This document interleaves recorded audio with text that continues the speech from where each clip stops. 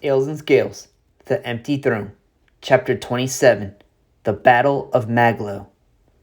Following the victory of Atlantra, with the sun still shining bright, the Royal Alliance sets up camp in front of the city, across the beachside.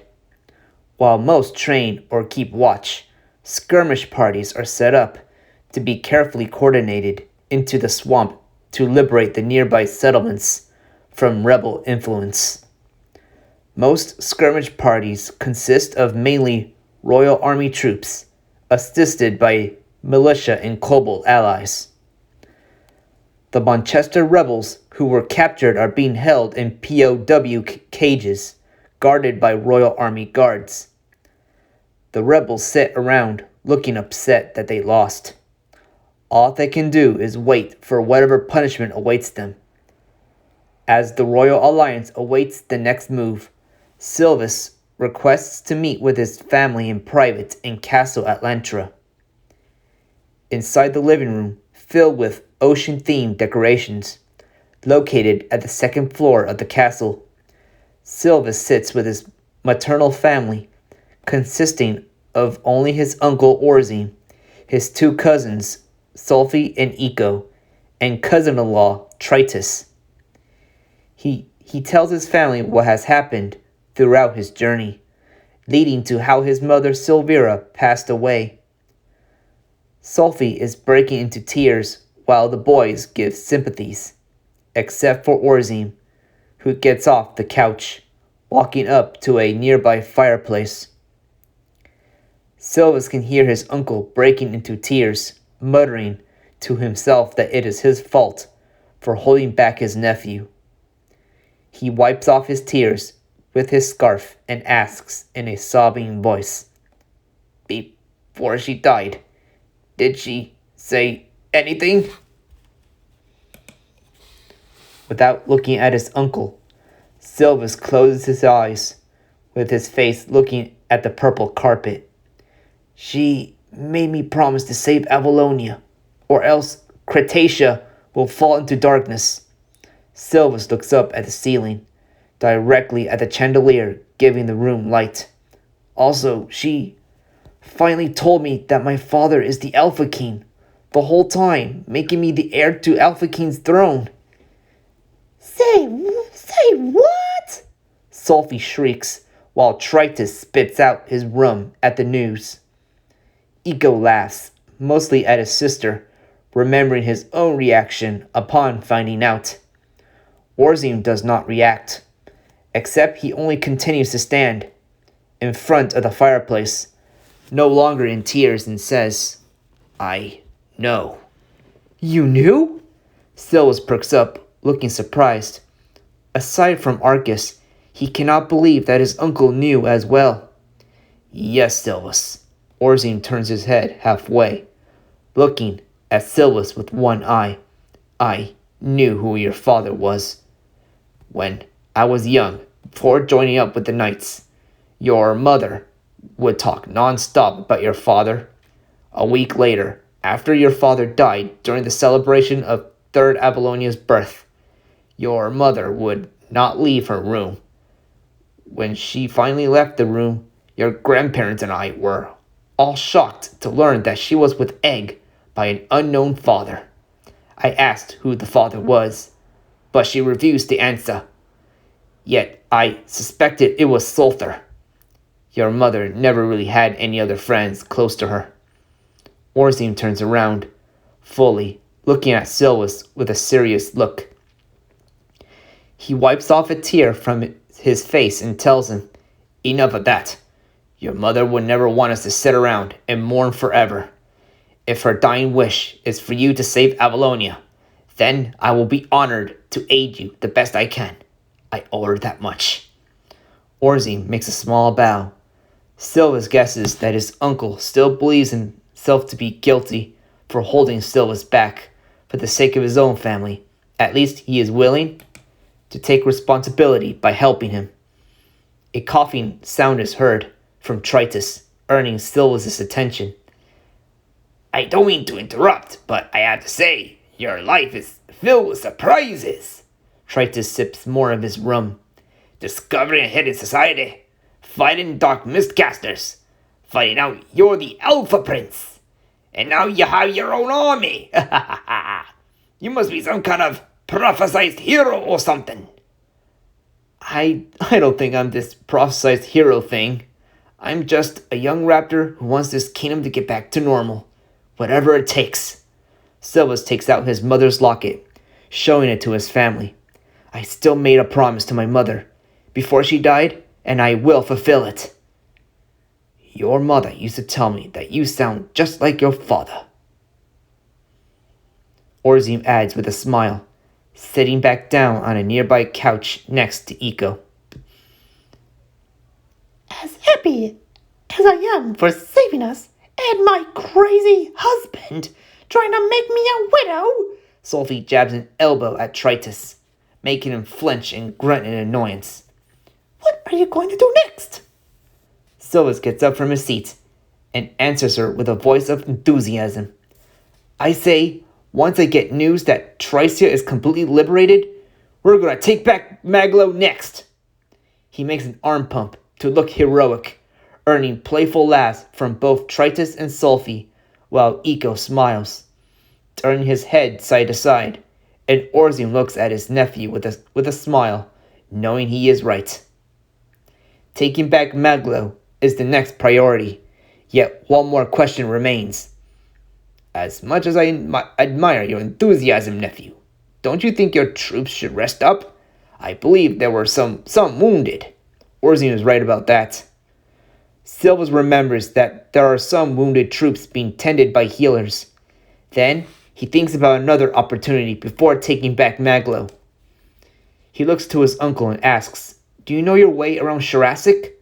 Why, yes, I do. I am married to a raptor living in Shirasic right now. Why? To think of it, in order to take down the rest of the rebellion in this state, I'm hoping you can make the journey to Shirasic and request their aid.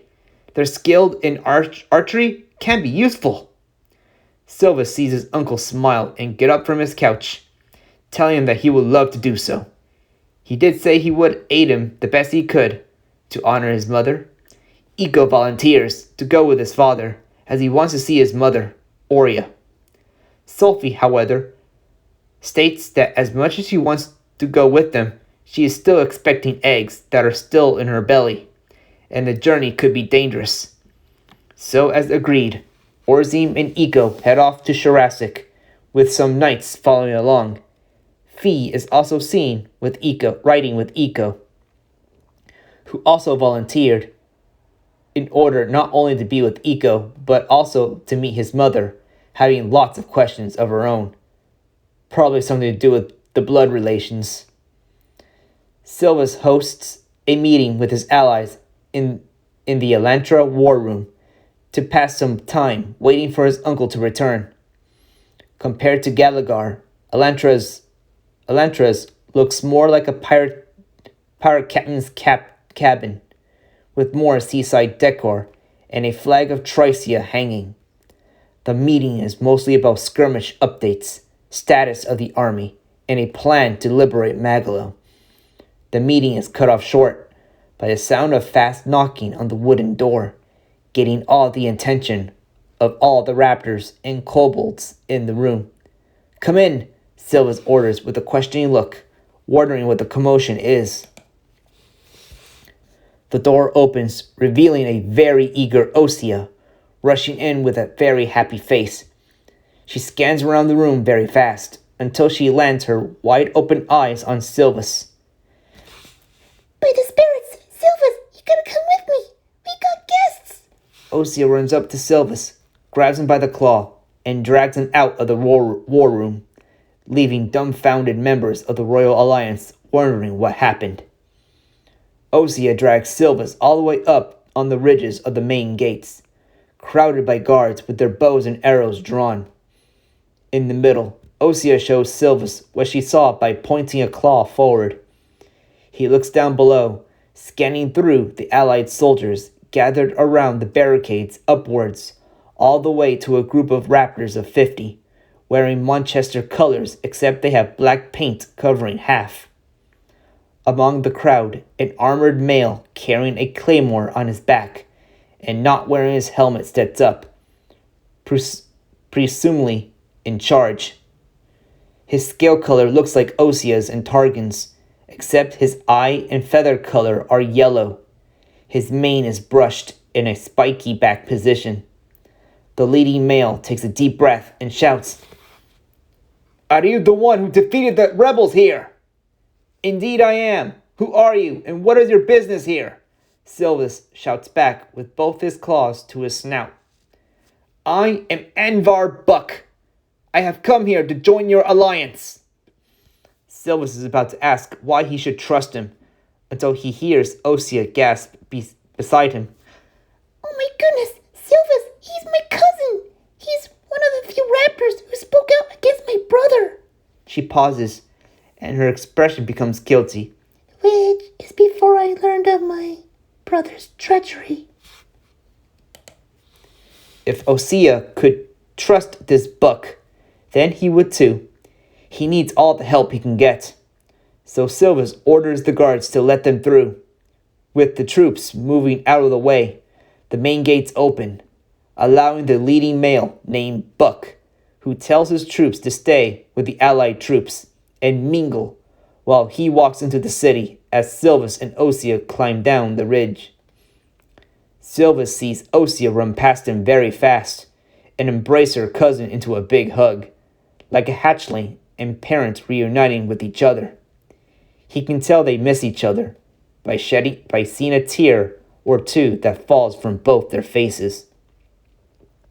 A smile forms on his face, watching the two cousins continue to have their warm moment, an experience he had hoped for when reuniting with his mother. "Cousin Osia, I'm so glad to see you again," Buck says with a heartfelt voice.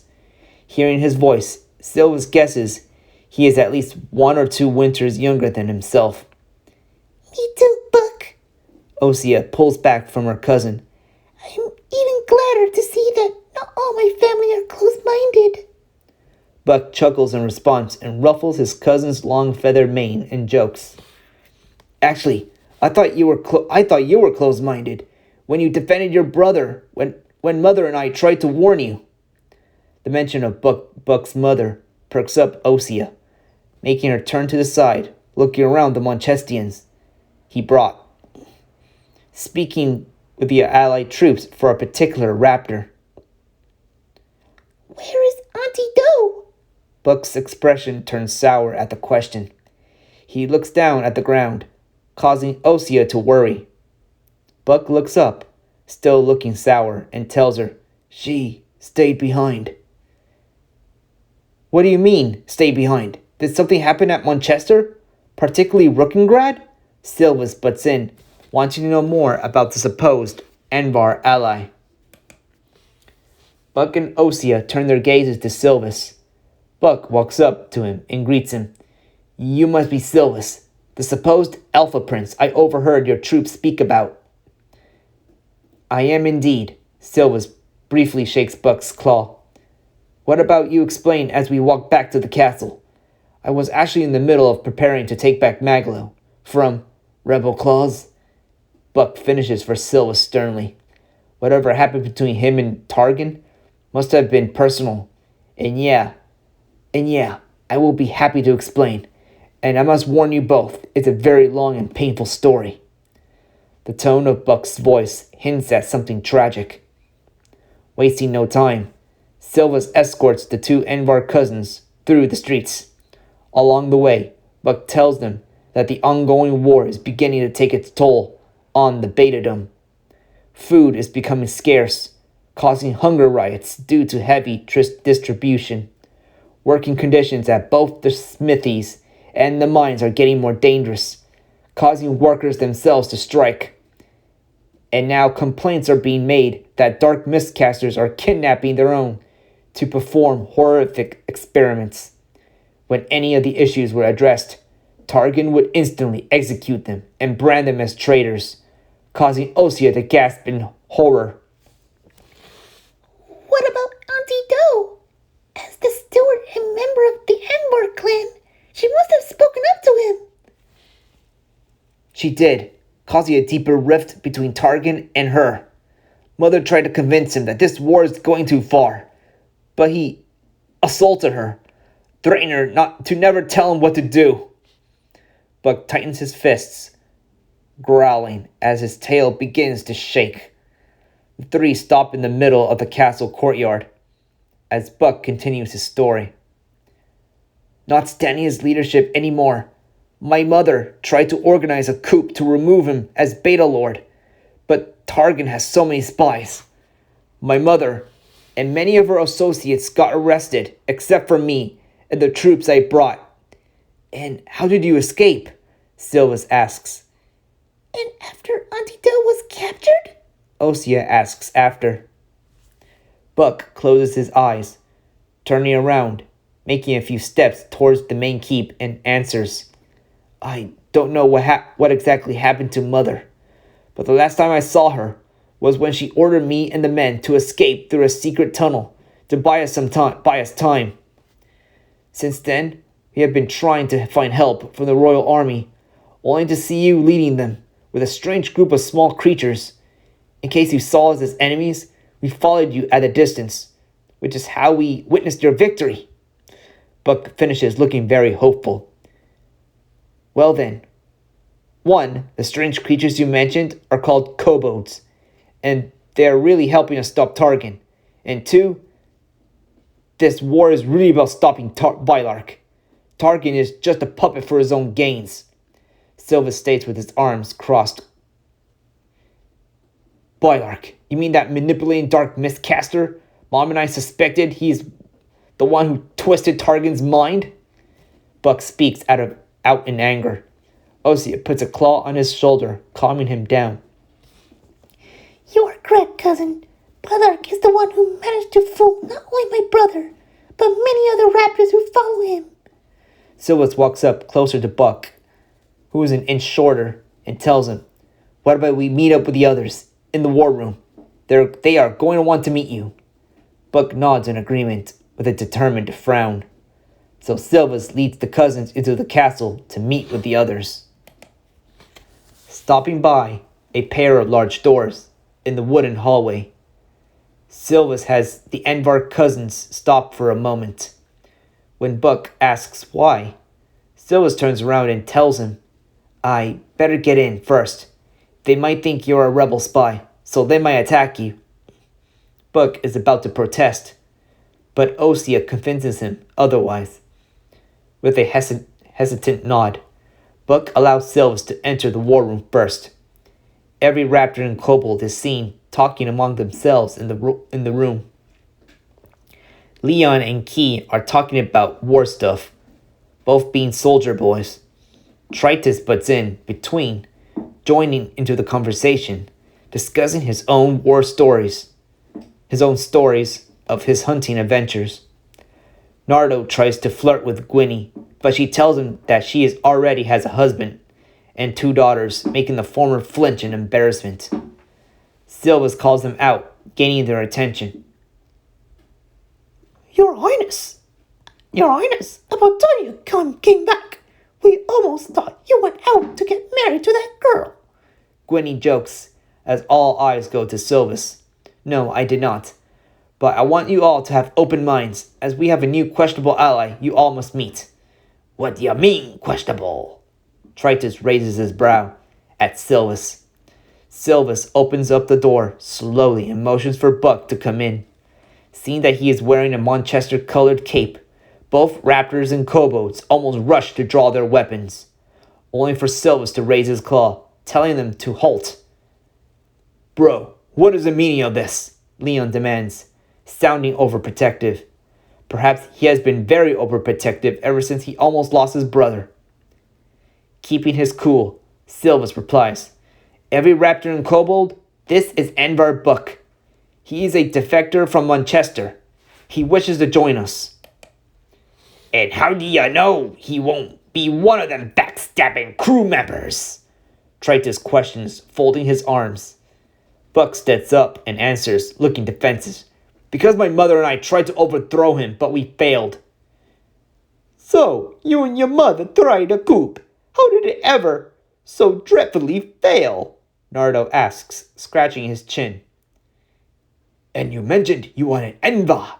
Are you related to the enemy Nita? Key follows, keeping his green eyes on him, squinted in suspicion. Buck looks to Nardo to answer him first. We did, but there are so many spies. Many of us got arrested, yet some of us managed to escape. Buck turns his head to Key. To answer you, I am the son of Anvar Doe, the younger sister of Targan's father and Stuart, which makes Targan and Osea my first cousins. All raptors and kobolds in the room gasp. Tritus gets up and blurts out with a jab of his talon.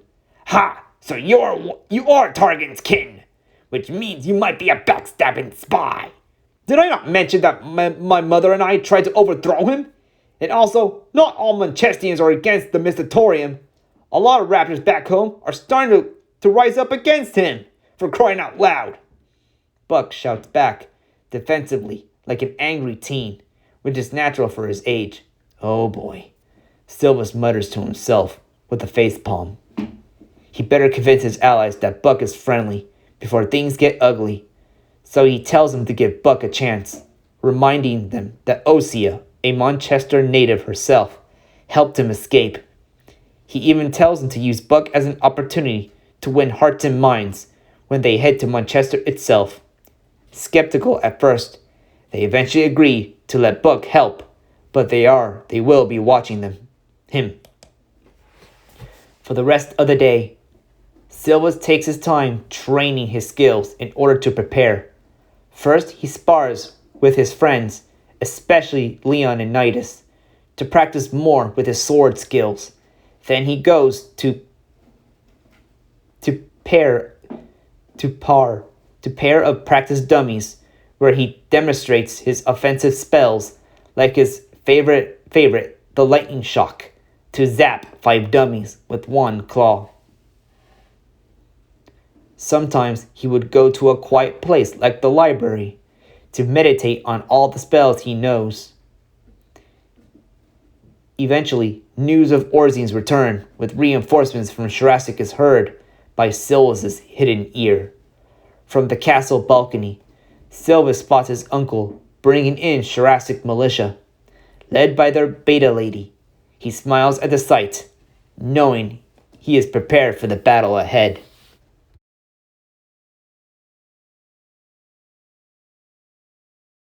In the middle of the night, with skies filled with stars, and a full moon shining bright above the forest of Maglo, the beautiful city of Athera is being heavily patrolled by rebel occupiers.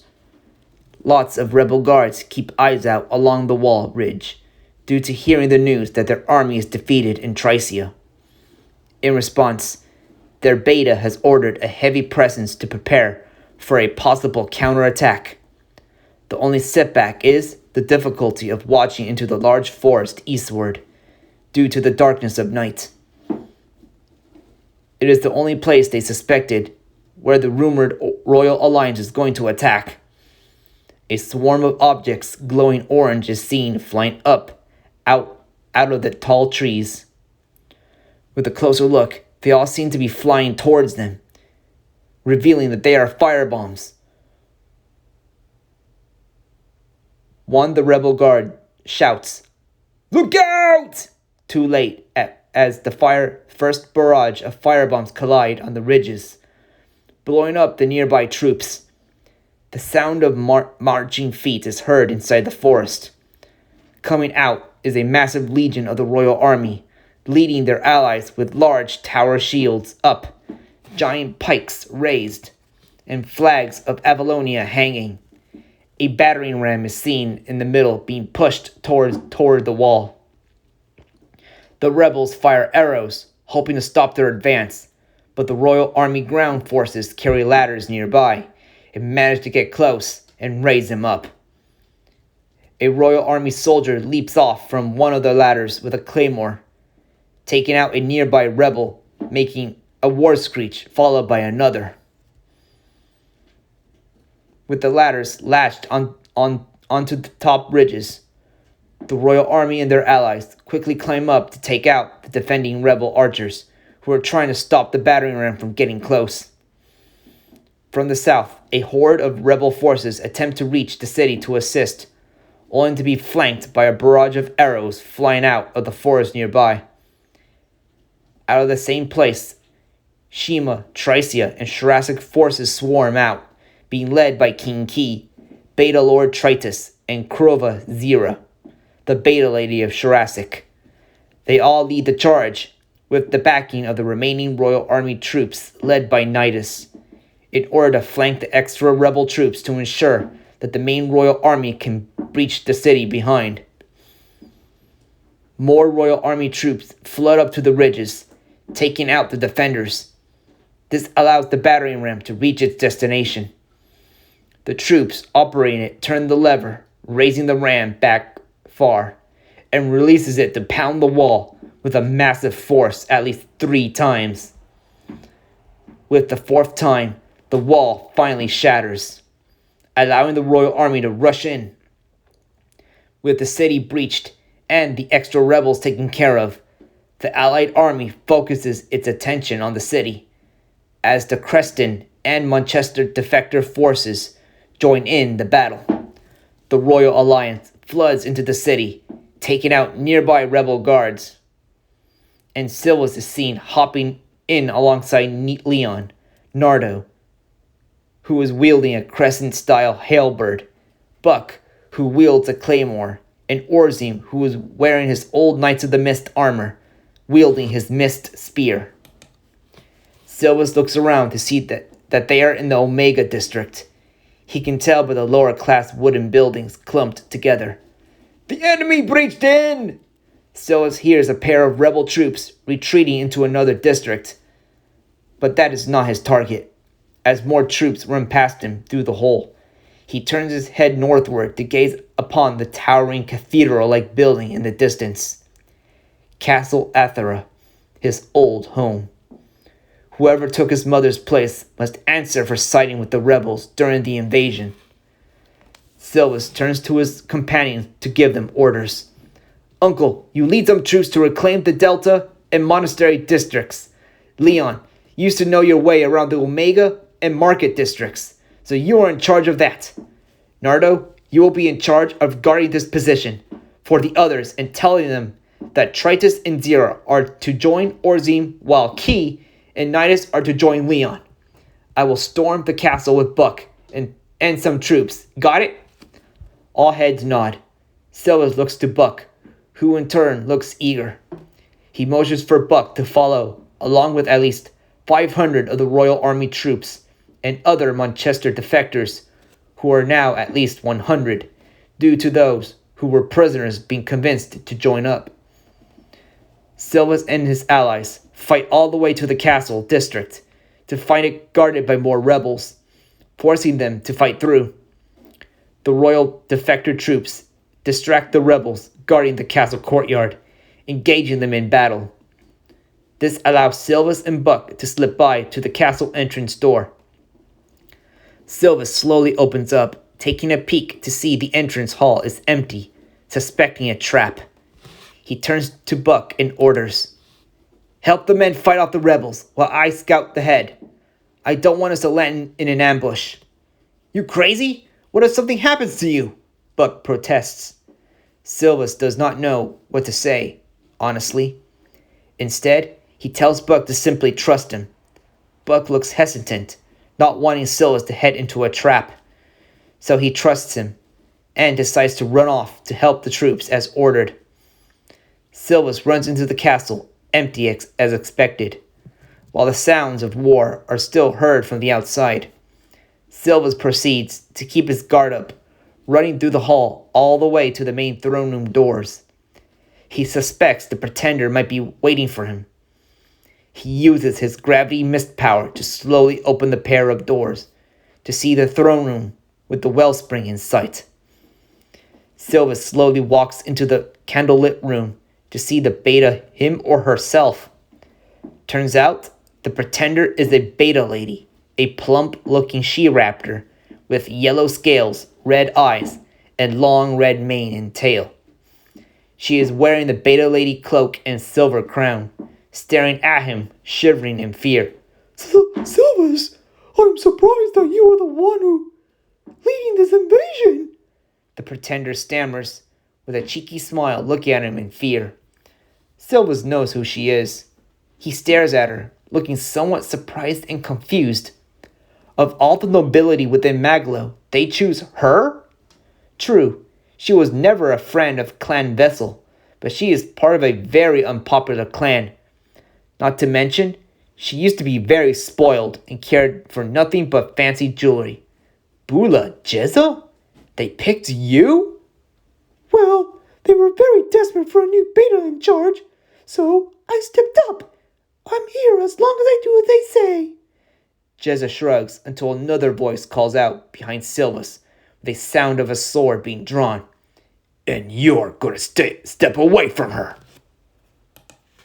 Silvus turns around to see a familiar light blue scaled male raptor with long white mane and tail tip, wearing steel chest armor and an orange cape.